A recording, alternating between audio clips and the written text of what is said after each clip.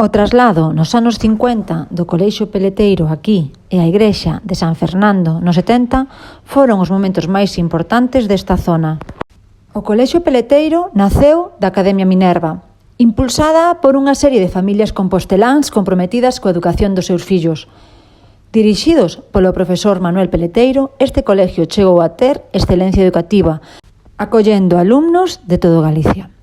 Moi famoso foi tamén o internado de verán, onde os rapaces estaban castigados estudiando no mes de xullo e agosto.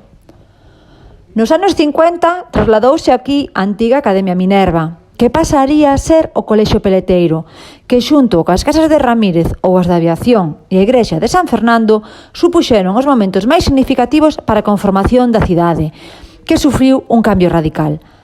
As vivendas foron ocupadas por xente que viñeron de todos os barrios e de outras cidades, moitos deles titulados universitarios, pero tamén obreiros, estudantes e emigrantes retornados, que foron conformando unha comunidade.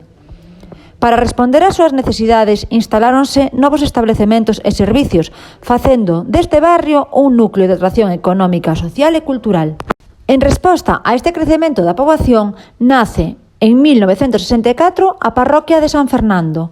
Unha parte do barrio separábase de Santa Susana para conformar esta nova comunidade. Antes da construción da igrexa, as misas realizábanse no Colexio Cluny. O gran impulsor desta construción foi don Manuel Cacheda, xunto cun grupo de veciños da zona que lle axudaron a recaudar os cartos para facer a igrexa. Foi el tamén quen conseguiu a doación dos terreos por parte de dona Esperanza Rubido Romero.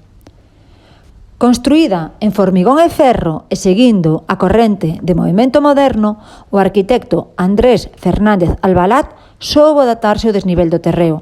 Destaca seu campanario e dentro súa amplitude de espazo, a ausencia de columnas e a estructura radial da cuberta.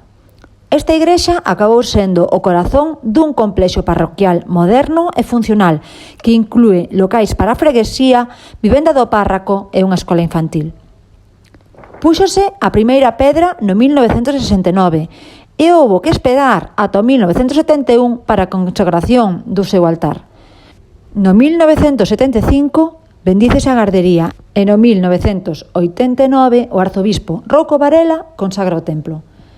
Dende agosto do 2016 conta cun espazo de urnas cinerarias ao columbario aprobada polo Papa Francisco.